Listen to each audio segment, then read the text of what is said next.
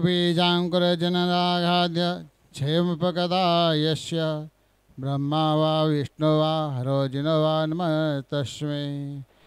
प्रणम्य विश्वज्ञातारं विश्वविद्यादिनायकं विष्णुधर्मप्रवक्ष्येयं विश्वविघ्नोपशान्तये। आचार्यवर्यं श्रीसम्भवाब्धिं समग्रधर्मग्रमहं विनोमि। श्रीबालब्रह्माण्डभजातशत्रुं गम्भीरसिन्धुं प्रणमामि नित्यं, गम्भीरसिन्धुं प्रणमामि नित्यं। बोले देवादिनाथ भगवान की जय, पार्श्वनाथ भगवान की जय, अंतिम शासनकर्ता भगवान माहेश स्वामी की जय, 24 तीर्थंकर भगवान की जय, परम पूज्य आदि सायाचार्य महावीर विद्याचार्य विमल सायाचार्य सरस्वती साई गुरुदेव की जय। परम पूज्य प्रातःस्मरणीय बाल ब्रह्मचर्य आजीवन अन्न एवं षष्ठता की स्थिराचार्य संभव साई गुरुदेव की जय। चिम गुरु महामुनि महाराज की जय। संवेश क्षेत्र की जय।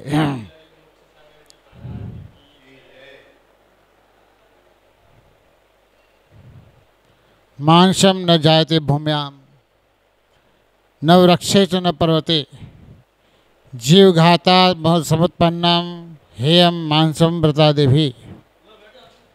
मांस की उत्पत्ति पृथ्वी से नहीं होती, वृक्ष से नहीं होती है, पर्वत से नहीं होती है। प्राणों का घात वियोग करने से ही होती है। व्रत आदि चाहने वालों को मांस आदि को हेय समझकर छोड़ देना चाहिए।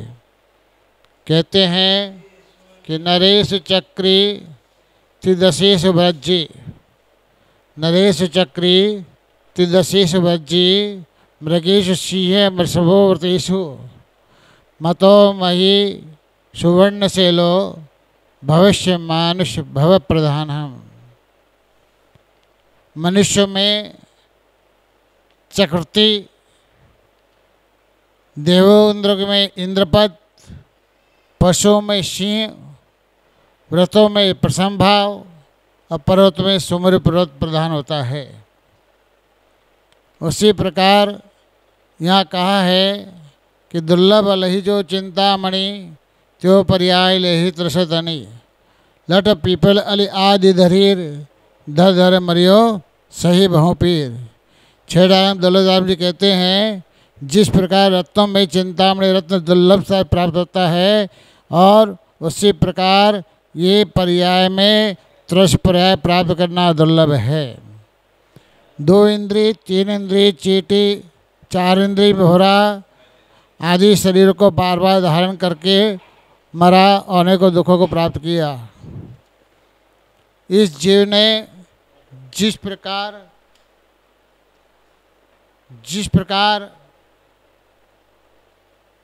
किसी व्यक्ति को किसी पुण्य के उदय से कोई एक रत्न मिल गया,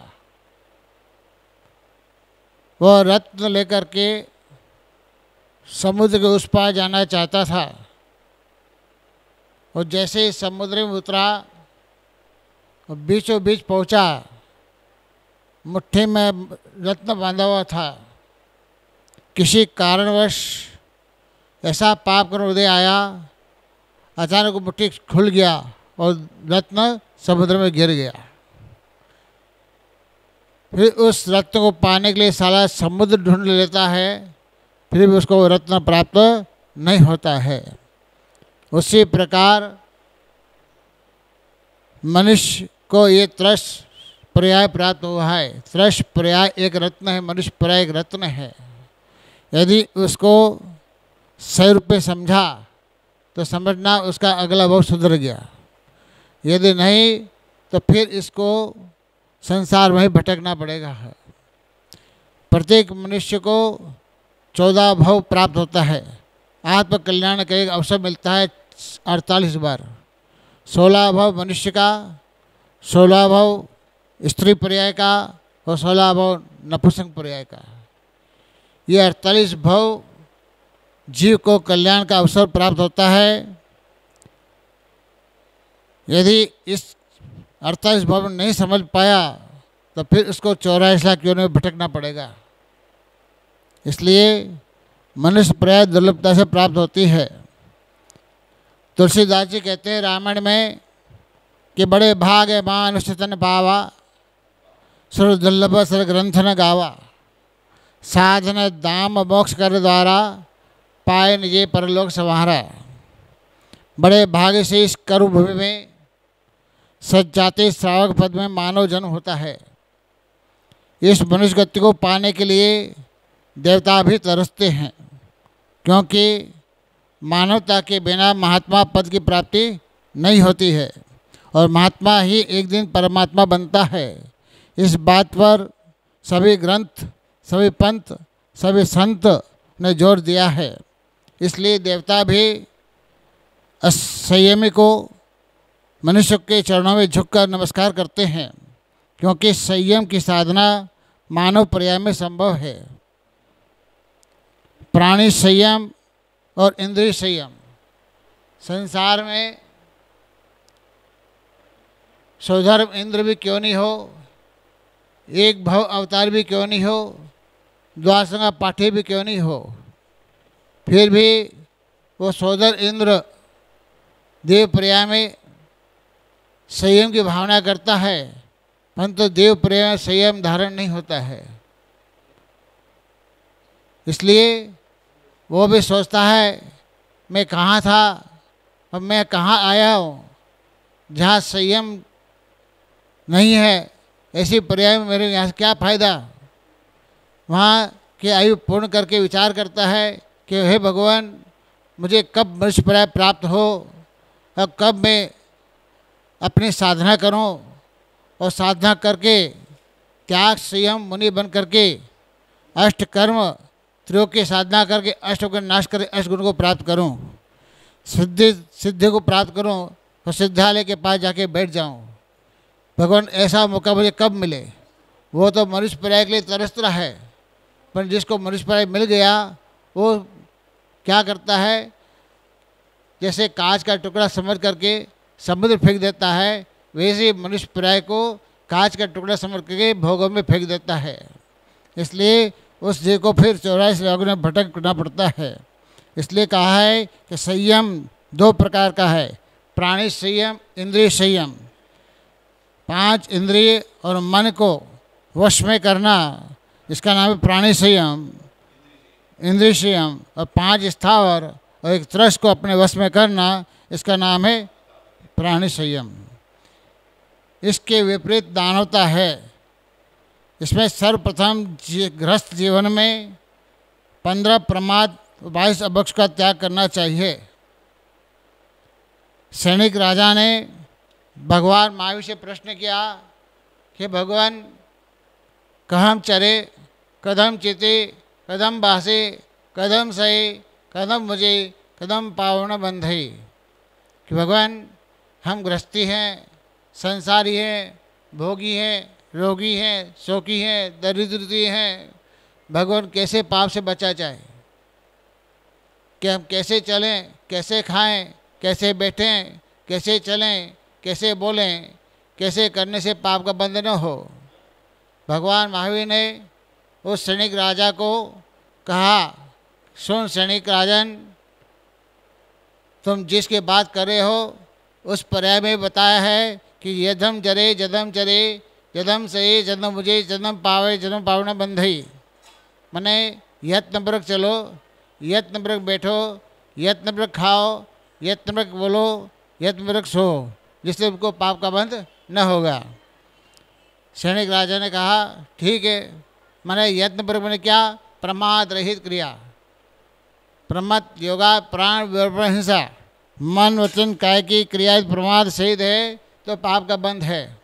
इसलिए यहाँ कहा है कि 15 प्रमाद, 5 इंद्रिय भोग, 4 कसाय, 4 विकता और 5 इंद्रिय और निद्रा, ये 15 प्रमाद से बचो। कहते हैं हिंसा निश्चय भ्रम प्रगति वर्तन, हिंसा झूठ चोरी कुशल और परिग्रह, ये 5 पाप से विरक्त होना ही व्रत कहलाता है। यहाँ पे पाप कितने प्रकार के हैं?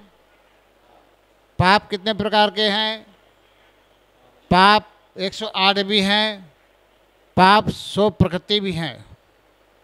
108 पाप कर्म कौन सा है? संवरम, संभारम, आरंभ,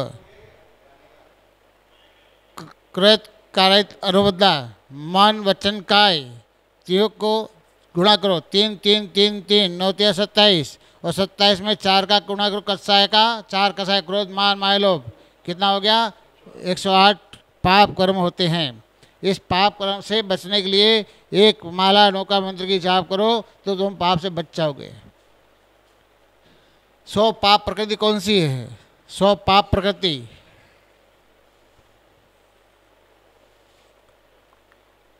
सैंतालीस हत्या कर्म की 47 प्रकृतियाँ, और नीच गोत्र, नीच आयु और असाता वेदनी, ये 50 हो गई, और 50 नाम करके मिला के 100 पाप प्रकृतियाँ होती है। इस 100 पाप प्रकृति से बचने का उपाय करो। कहते हैं वरम वयम तवेहि सग्गो माँ दुखम हो नई छाया तव थीयाणम पड़ेवा लत्ताणम गुरुभेयम। कहते हैं व्रत तप करके स्वर्ग जाना अच्छा है, व्रत तप करके स्वर्ग में जाना अच्छा है, हाँ, परंतु जैसे छाया धूप में अंतर है, जैसे छाया और धूप में अंतर है, वैसे आगे कहते हैं पूज्य स्वामी अपने इष्टोपदेश में कि वरम व्रते पदम देवम ना व्रते व्रत नारकम छाया तपस्थयोर्भेद प्रतिपाल यतुर्महन। कि भाई व्रत पालन करके देव पद तो प्राप्त करना अच्छा है, और अवृत्ति बनकर, असंयम बन करके, मिथ्याधीश बन करके नरक पद प्राप्त करना अच्छा नहीं है। परंतु कहते हैं जैसे छाया धूप में फर्क है, जैसे एक व्यक्ति को छाँव में बैठा है और एक व्यक्ति धूप में बैठा है, अपने मित्र से मिलने चाहता है, वह व्यक्ति धूप में बैठने वाला शाम से, सुबह से शाम तक बड़ी कड़कड़ धूप के अंदर बैठा हुआ व्यक्ति नरक के दुख को भोग रहा है कि मुझे किस प्रकार से वो मेरा मित्र मिल जाए। उस समय उसकी वेदना नरक के दुख के समान है। और जो छाँव में बैठा हुआ है, अपने मित्र से मिलना चाहता है, वह जब तक सुबह शाम तक बैठा रहता है, उसको न आकुलता है, न व्याकुलता है, न भूख है, न प्यास है, कोई वेदना नहीं सताती है, तो उसका कौन सा सुख है? स्वर्ग का सुख है। इसलिए कहते हैं कि वरम नरक वासोपि सम्यक संयुक्त नहीं तो सम्यक हिनश्य दिवास दिवाचते। कहते हैं कि वरम नरक वासोपि, नरक में रहना अच्छा है, परंतु स्वर्ग में रहना अच्छा नहीं है। क्यों नहीं है? नरक में रहना अच्छा है क्योंकि वहाँ सम्यक दर्शन सहित है, इसलिए नरक में रहना अच्छा है। परंतु स्वर्ग में यदि देव बन गया और मिथ्या दृष्टि बना, तो वो भी एक इंद्रिय की, स्पर्श इंद्रिय के विषय में भोगो मजा लेने वाला, वो भी मर करके फिर एक इंद्रिय पर्याय में आना पड़ेगा उसको। कहाँ मनुष्य पर्याय था, कहाँ देव पर्याय में पहुँचा, मिथ्या दृष्टि बना, भोगो मजा लिया और मर करके पृथ्वी का एक, जल का एक, वनस्पति का जन्म लिया। तो ऐसे देव पर्याय से क्या फायदा? देव बनना हो तो सम्यक दृष्टि देव बनना, ताकि हम इन मिथ्यात्व में न फंसें।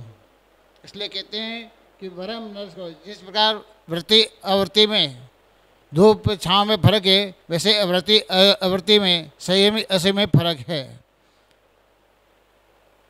सम्यक सहित होकर नरकवास अच्छा है, परंतु सम्यक सहित होकर स्वर्ग में रहना अच्छा नहीं है।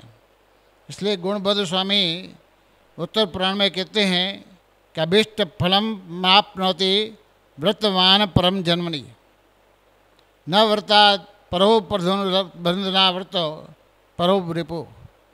व्रत धारण करने वाला जीव आगामी भव में अभीष्ट फल की प्राप्ति करता है।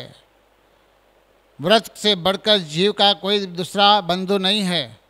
और व्रत रहित अवस्था से बढ़कर जीव का कोई शत्रु नहीं है। इसलिए कहा है कि व्रतेन जायते समापन्न व्रतम संपद भवत तस्मात् संपद माक्षांक निकांक्षम सव्रतो भवेत।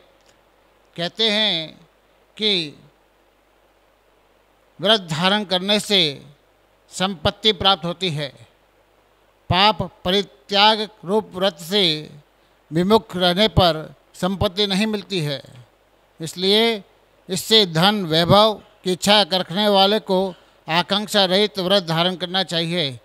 व्रत धारण करने वाले किसी पर आकांक्षा नहीं करना चाहिए कि मैं व्रत धारण करूँ, मेरे अच्छे से भोग मिले, अच्छे से संपत्ति मिले, इंद्र का विभव मिले, ऐसी आकांक्षा नहीं करना चाहिए।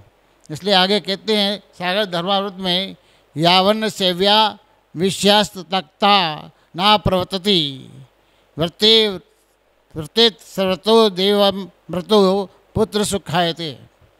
कि मनुष्य को जब तक कोई पदार्थ सेवन को प्राप्त न हो तभी तक उसका प्रतिज्ञा पूर्वक त्याग कर देना चाहिए।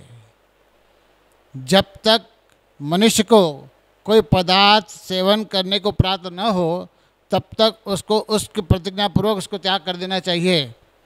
क्योंकि व्रत सहित कदाचित मृत्यु हो जाए तो वह आगामी भव में सुखी होगा। सुखार्थी व्यक्ति को पाप से विमुक्त होना चाहिए। जीव हिंसा से पाप होता है। कहते हैं प्राणाय यथात्मनोभिष्टा भूतानपि ते यथा आपनोमप्येन जीवेषु दया कुर्वन्ति साधवः। कहते हैं कि सभी प्राणियों को अपना अपना प्राण प्रिय है। कोई भी प्राणी मरना नहीं चाहता है। इसके लिए ऐसा समझकर ही उन प्राणियों पर साधुजन, विद्वान जन, ज्ञानी जन दया करते हैं। हिंसकानुभूतानपि हिंसा स निगृहणा स याति नरकम घोरम किम पुनः सुबानी च। कहते हैं जो हिंसक प्राणियों को भी घृणा से रहित होकर निर्दयतापूर्वक जो दुख पीड़ा देता है वह हिंसा करता है, वह घोर नरकों में जाता है। और अहिंसक प्राणी जो अहिंसक है प्राणियों को मारता है तो क्या उसकी दुर्गति नहीं होगी? हैं, इसलिए उसकी दुर्गति अवश्य होगी। इसलिए कहते हैं यज्ञान कर्त्वा पशुन हत्वा कर्त्वा रुधिर कर्दम यद्धियो गम्यति स्वर्गे नरकम केन गम्यति। कहते हैं अज्ञानता से पशुओं को मार मार करके यज्ञ करके उनके खूनों से गड्ढा भरने वाला यदि स्वर्ग चले आए तो भी नरक में कौन जाएगा?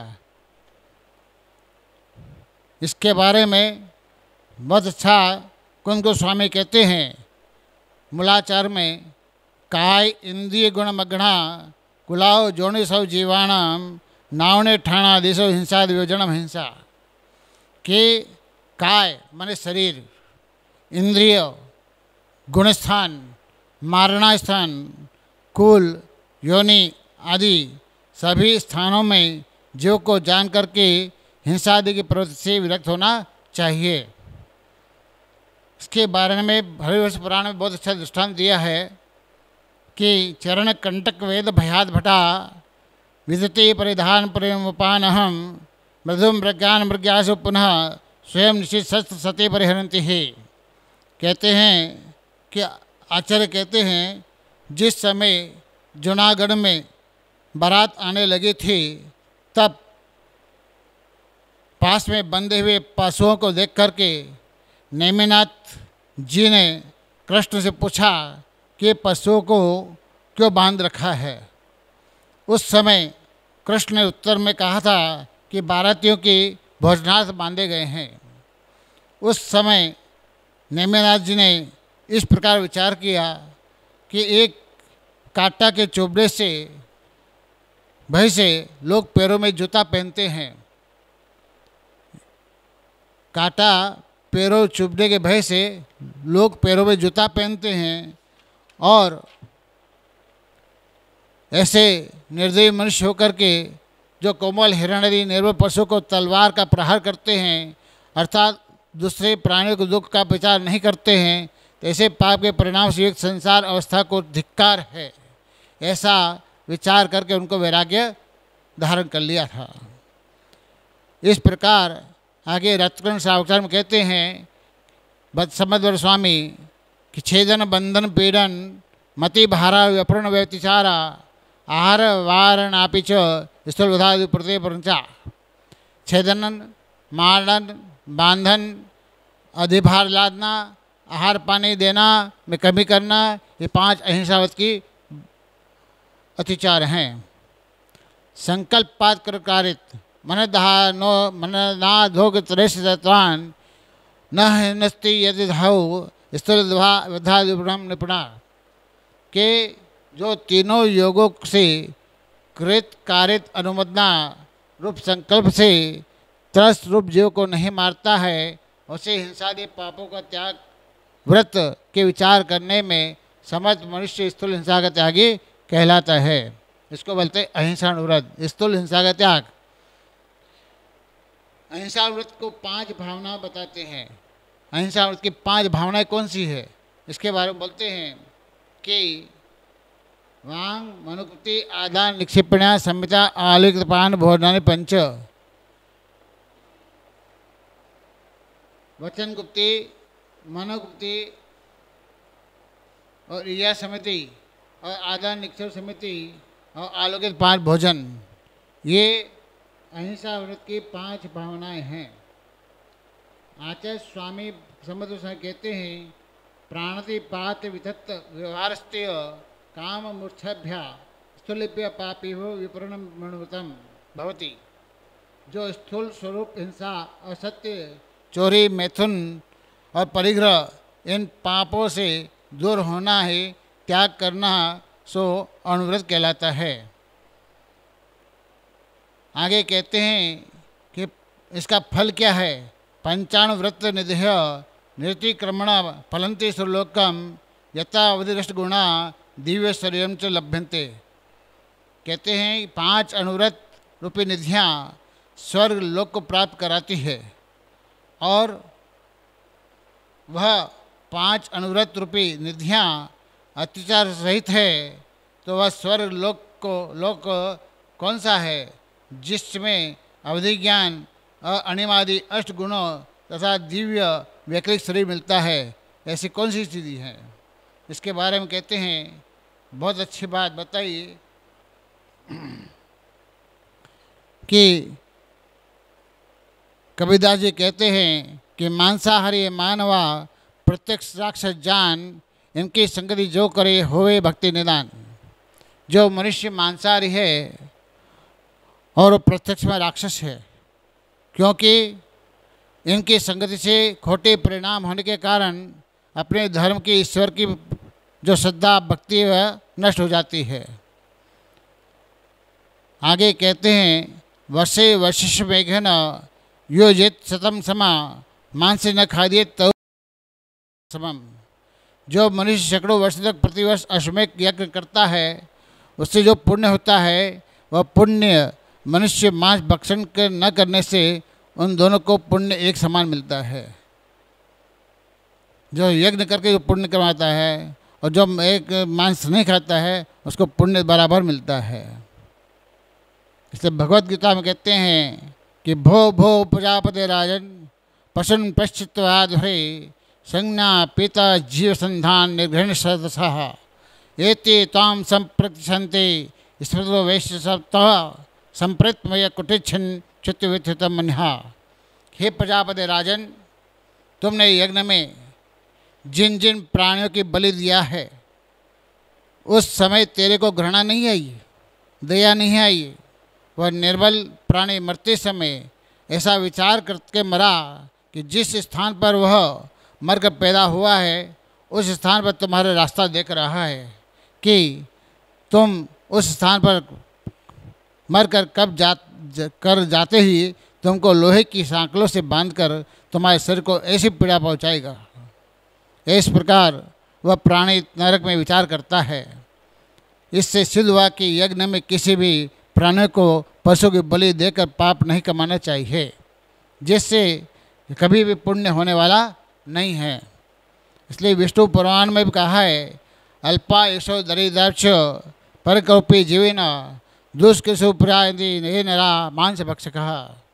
कहते हैं जो मानव मांस भक्षण करता है वह अल्पायु होता है, दरिद्र होता है और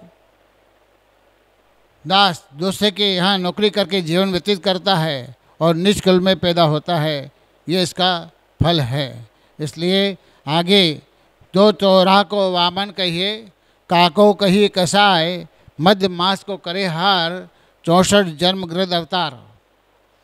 जो मनुष्य, चाहे तुम ब्राह्मण कहलाओ, चाहे तुम शूद्र कहलाओ, चाहे तुम कसाई कहलाओ, ये तो मध्य मास मधु का सेवन करता है, तुझे गृध पक्षी के पर्याय में 64 बार जन्म लेना पड़ेगा। ये इसलिए कहते हैं कि किसी प्राणी को सताना नहीं चाहिए, किसी प्राणी को दुख नहीं देना चाहिए, सब पे दया भाव करना चाहिए। इतना पर वचन करके बोला हिंसा परमो धर्म की जय। आचार्य शंभू साई गुरुदेव की जय।